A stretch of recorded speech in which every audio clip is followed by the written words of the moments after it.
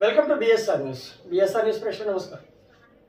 AP నుంచి ఖాళీ అయిన 3 రాజ్యసభ స్థానాలకు నోటిఫికేషన్ జారీ చేసిన సంగతి తెలిసిందే. వైసీపీ ఇప్పటికే 3 అభ్యర్థులను ప్రకటించింది. వారితో నామినేషన్లు వేయించేందుకు కసరత్తు చేస్తోంది. రాజ్యసభ ఎన్నికల విషయంలో టీడీపీ మనసు మార్చుకుందా, బలం లేని చోట బరిలో దిగడానికి భయపడుతోందా అనే ప్రశ్నల గురించి మాట్లాడితే సార్వత్రిక ఎన్నికల ముంగిట ఇటువంటి సాహసం చేయకూడదని భావిస్తుందని చెప్పుకోవచ్చు. ప్రజల్లోకి తప్పుడు సంకేతాలు వెళ్తాయని అనుకుంటుందని అనుకోవచ్చు. అంటే ఇక్కడ ఇలాంటి ప్రశ్నలన్నింటికీ అవును అనే సమాధానమే వినిపిస్తోంది. రాజ్యసభ ఎన్నికల కంటే అసెంబ్లీ ఎన్నికలపైనే దృష్టి పెట్టాలని ఒక ఆలోచనకు వచ్చినట్లు తెలుస్తోంది. అందుకే రాజ్యసభ ఎన్నికల్లో అభ్యర్థిని దించే ఆలోచనను టీడీపీ విరమించుకున్నట్లు సమాచారం. అదే జరిగితే తెలుగుదేశం పార్టీ ఆవిర్భావం నుంచి రాజ్యసభలో ఉన్న ప్రాతినిధ్యం కోల్పోయినట్లే. టీడీపీ అభ్యర్థిని నిలిపితే మాత్రం పోలింగ్ అనివార్యంగా మారుతుంది.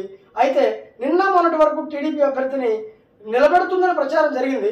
కానీ ఇప్పుడు మారిన రాజకీయ పరిస్థితుల నేపథ్యంలో ఆ నిర్ణయం నుంచి వెనక్కి తగ్గినట్లు తెలుస్తోంది. ఒక రాజ్యసభ స్థానం గెలుచుకోవాలంటే కనీసం 44 మంది ఎమ్మెల్యేలు అవసరం. ప్రస్తుతం టీడీపీకి 18 మంది మాత్రమే ఉన్నారు. మరో 26 మంది సభ్యుల మద్దతు అవసరం. వైసీపీలో సీట్లు నిరాకరించిన ఎమ్మెల్యేలు తమకు అనుకూలంగా మారతారని టీడీపీ అంచనా వేసింది. అందుకే అభ్యర్థిని ఖరారు చేయాలని భావించింది. బీజేపీతో పొత్తు కుదిరితే 3 పార్టీల ఉమ్మడి అభ్యర్థిని బరిలోకి దించాలని చంద్రబాబు భావించారు. కానీ పొత్తుల వ్యవహారం ఇప్పట్లో తేలేలా కనిపించడం లేదు. దీంతో రాజ్యసభ ఎన్నికలకు సంబంధించి నామినేషన్ల ఘట్టం సమీపిస్తోంది.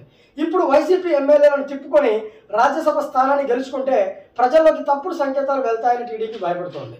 రాజ్యసభ కంటే అసెంబ్లీ ఎన్నికల్లో గెలిచి అధికారంలోకి రావడం టీడీపీకి ప్రధాన అంశంగా మారింది. అందుకే వీలైనంత వరకు రాజ్యసభ ఎన్నికలకు దూరంగా ఉండేందుకు టీడీపీ నిర్ణయించుకున్నట్లు సమాచారం. అదే జరిగితే వైసీపీ 3 అభ్యర్థులు ఏకగ్రీవంగా ఎన్నికైనట్లే. ఇప్పటికే ఒకే ఒక రాజ్యసభ సభ్యుడు కనకమేడల రవీంద్ర కుమార్ ఉన్నారు. ఆయన ఏప్రిల్ 2 తోటి పదవీ విరమణ చేయబోతున్నారు. ఇప్పుడు 3 స్థానాల్లో ఒకటి ఆయన ఖాళీ చేసిందే. దీంతో రాజ్యసభలో టీడీపీకి ప్రాతినిధ్యం లేనట్టు.